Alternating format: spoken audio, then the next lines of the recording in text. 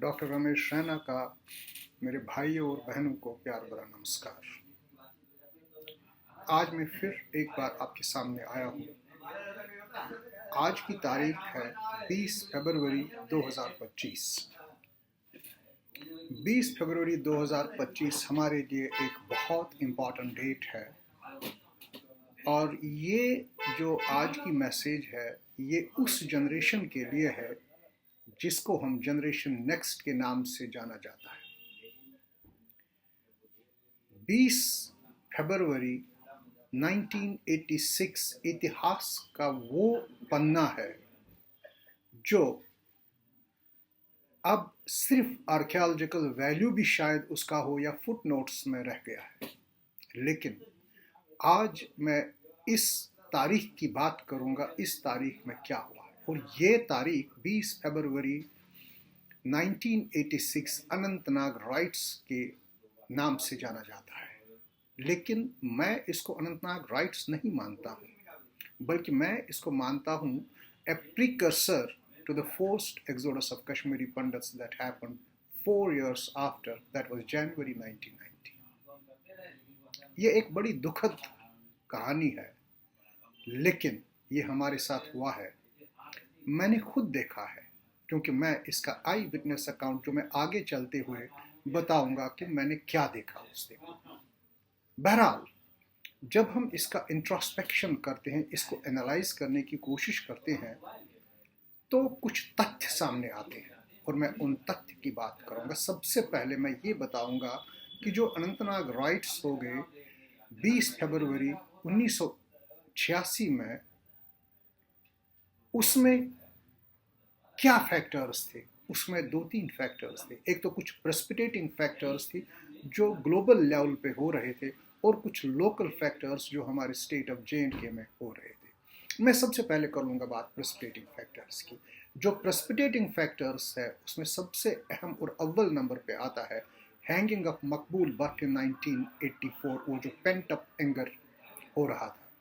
और दूसरा एलिज्ड discrimination of मस्जिद अक्सा इन जेरूसलम।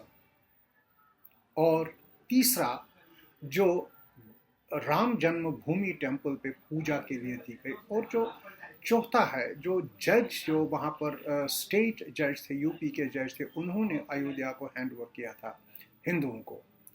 तो इसके चलते हुए जम्मू में एक हल्का सा विक्ट्री मार्च हिंदुओं ने निकाला, इस करके कि ये जजमेंट को उन्होंने रेस्पेक्ट दे दिया, अपहेल्ड कर दिया, और वहाँ पर विक्ट्री मार्च चला था।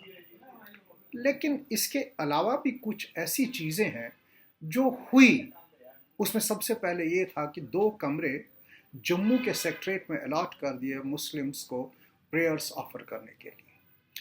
और तीसरा एक अहम चीज़ था, वो था political rivalry between 2 great political leaders. Not only 2 but बहुत सारे इसमें एक्टर्स थे। और उस वक्त की हुकूमत, तत्काल हुकूमत GM शाह की हुकूमत थी। और उस वक्त तो जब ये कांड हुआ, सबसे पहले हम इस कांड की बात करेंगे। और इस कांड में जो डाटा आया है कि 24 मंदिरों को जलाया गया, लेकिन कुछ का कहना है कि 62 मंदिरों को जलाया गया। और इसमें सबसे अहम जो है वो वनपू है, दनव है, लुकबवन है, अनंतनाग है, सलर है और फतेहपुर है। दनव की बात करेंगे तो 18 मकानों को जला दिया गया, और वहां पर 2 प्रोमिनेंट टेम्पल्स थे, उनको जला दिया गया।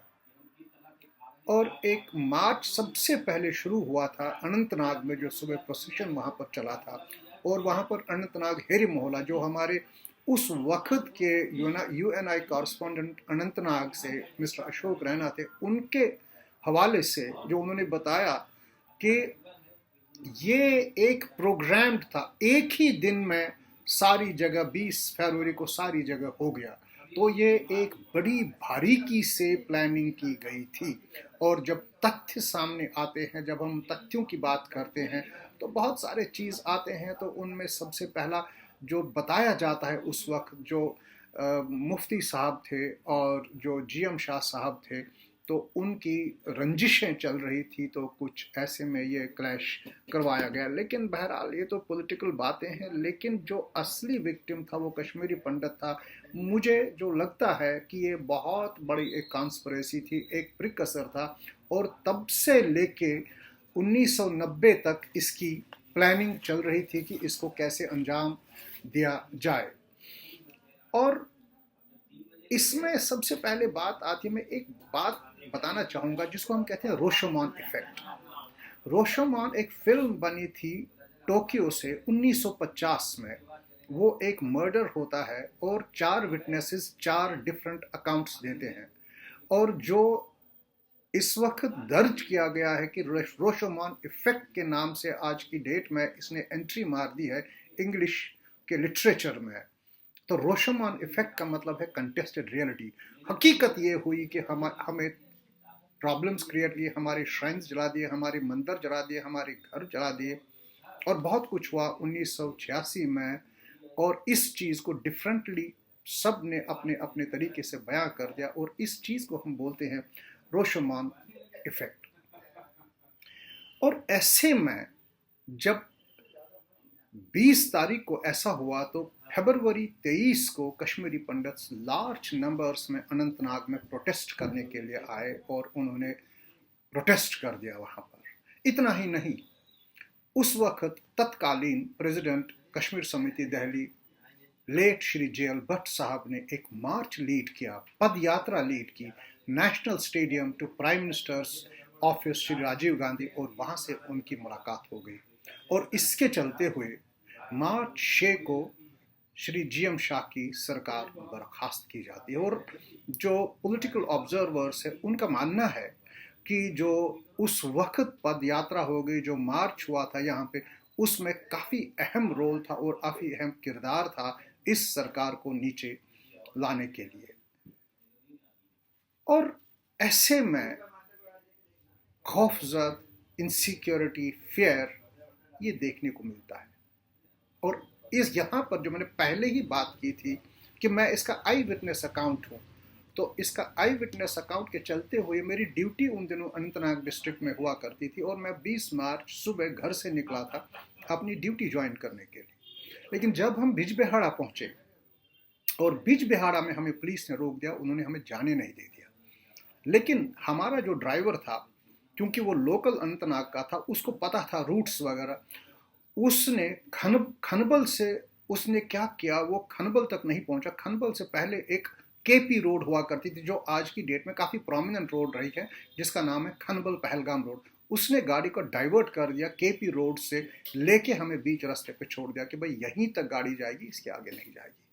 तो मैं वहाँ से चलते चलते चल ही रहा था, तो वहाँ पर उड़ती उड़ती खबर आई कि यहाँ पर एक गुड इव होटल है जो कश्मीरी पंडित का जी, उसको लूट कर दिया गया। तो मैं भी उसमें घुसा और मैं भी वहाँ पर देखने लगा। तो मैंने देखा वहाँ पर गुड इव होटल की हालत बड़ी ख़राब थी, बड़ी खस्ता थी। उसके नल के तोड़ दिए थे, सब कुछ तोड़ दिया था, तोड़ फाड़ करके दे दिया। तो वहाँ पर बगल में ही एक कश्मीरी पंडित का मकान था, वहाँ से धुआं आ रहा था। तो 5-6 लोग वहाँ पर देखने गए, तो मैं भी देखने गया। तो वहाँ पर अंदर से आ रही थी आवाज़, बचाओ बचाओ बचाओ, जो धुआं निकल रहा था वहाँ। हमने दरवाज़ा खोला और वहाँ पर हमने एक कश्मीरी पंडित को अंदर देखा, जिसको छोड़ा गया था जिंदा ही जलने के लिए। ये एक आई विटनेस अकाउंट है जो मैंने खुद अपनी आंखों से देखा है। तो इसके चलते हुए जो ये माहौल था, ये खौफजद का माहौल का, इसका असर ये हुआ कि कुछ कश्मीरी पंडित फैमिलीज़ अनंतनाग से माइग्रेट होकर वहाँ से चल गई, और कुछ लोगों ने अपने मकान खरीदे जम्मू में, आउटसाइड जम्मू रिसेटल होने के लिए। और इसका जो एक अहम इम्पैक्ट है, जिसकी हमने कभी ना बात की है और न कभी मौका मिला बात करने का, वो है इमरजेंस ऑफ काजी निसार। काजी निसार एक फंडामेंटलिस्ट लीडर अनंतनाग में इमर्ज हुआ, दैट इज पोस्ट 1986 राइट्स। और सबसे पहले उसने गवर्नमेंट ऑफ इंडिया की फैमिली प्लानिंग पॉलिसीज़ को अटैक कर दिया, और उसने सरेआम ये बयान दे दिया कि अगर मुसलमान 7 बच्चे रखेंगे तो मैं उनको 20,000 रुपये दे दूँगा। और it was an open offer. इतना ही नहीं, फूड एंड सिविल सप्लाईज ने एक ऑर्डर निकाला था जिसमें बताया गया था कि लॉर्ड कृष्णा के बर्थडे पर मीट ना काटा जाए। वो खुद गए, उन्होंने 3 बकरों को ज़बह करके और खुद गए मार्केट में, लोगों को बोला कि भाई आप इसको परचेज कर दीजिए। और ऐसे में जो हम देखते हैं कि ऐसा क्यों हुआ, हमें समीक्षा पहले जो मैंने बताया प्रेसिपिटेटिंग फैक्टर्स और लोकल फैक्टर्स, इसमें सबसे पहले हमें जीएम शाह का जो रोल था उस वक्त, मोटा मोटी तौर पे 2 चीज़ें उस वक्त हो गई। एक तो फंडामेंटलिस्ट फोर्सेस ने काफ़ी हायर हैंड ले लिया और दूसरा एंटी इंडिया फोर्सेस ग्लेरिंगली सड़कों पे घूम रहे थे। और क्या हुआ, मदरसे ज़्यादा बन गए, मस्जिदें ज़्यादा आ गई और इसके चलते हुए एक पॉलिटिकल स्पेस वहाँ पर इन्होंने क्रिएट कर दी। और वो जो पॉलिटिकल स्पेस है, आगे चल के उस पॉलिटिकल स्पेस ने एक अहम किरदार अदा किया, एक अहम रोल अदा कर दिया। और 1990 का जो एक्सोडस है, ये मिल मिला के एक उसका प्रिपरेटरी तब से लेके चल रहा था, एक हाईली प्लान्ड मूव था।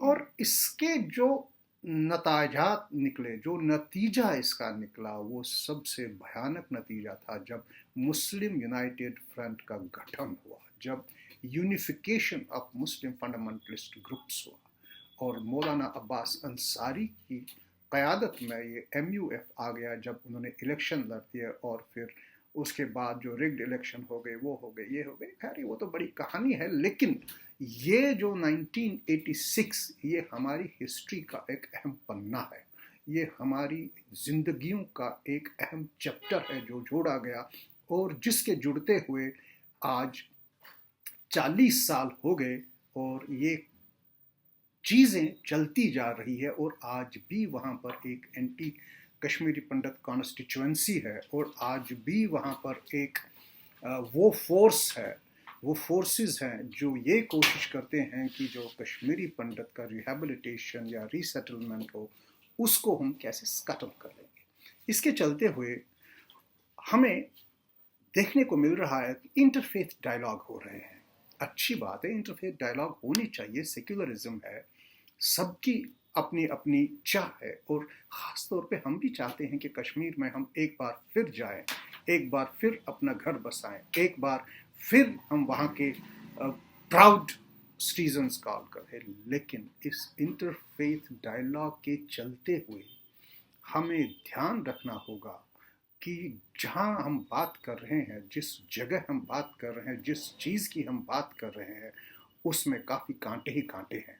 हम तो बात करने जाते हैं, लेकिन हमारे पास न तो हमने अपने कम्युनिटी का माइंड प्रिपेयर कर दिया है इसके लिए, इंटरफेथ डायलॉग के लिए, न तो हमने एक कुछ ब्लूप्रिंट हमारे पास है कि अगर हम इंटरफेथ डायलॉग करेंगे, हमारा ऑब्जेक्टिव क्या है इस इंटरफेथ डायलॉग का।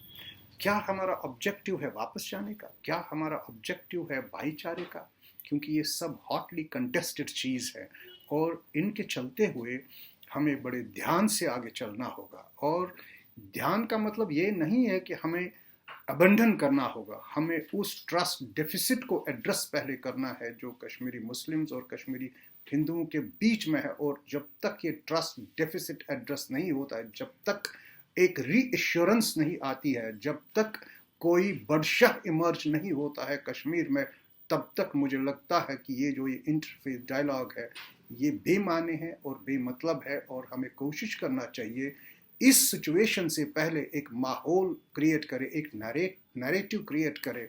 उस नैरेटिव के चलते हुए हमें लोगों को प्रिपेयर करना चाहिए, हमें उन दिमागों को प्रिपेयर करना चाहिए और एक ब्लूप्रिंट बनाना चाहिए, कोशिश करना चाहिए, उस पर आम सहमति लानी चाहिए, जब जाके हमें वो ब्लूप्रिंट जाके हमें इंटरफेथ डायलॉग में प्रेजेंट करना चाहिए। मुझे लगता है तब तक ये थोड़ा प्रीमैच्योर है।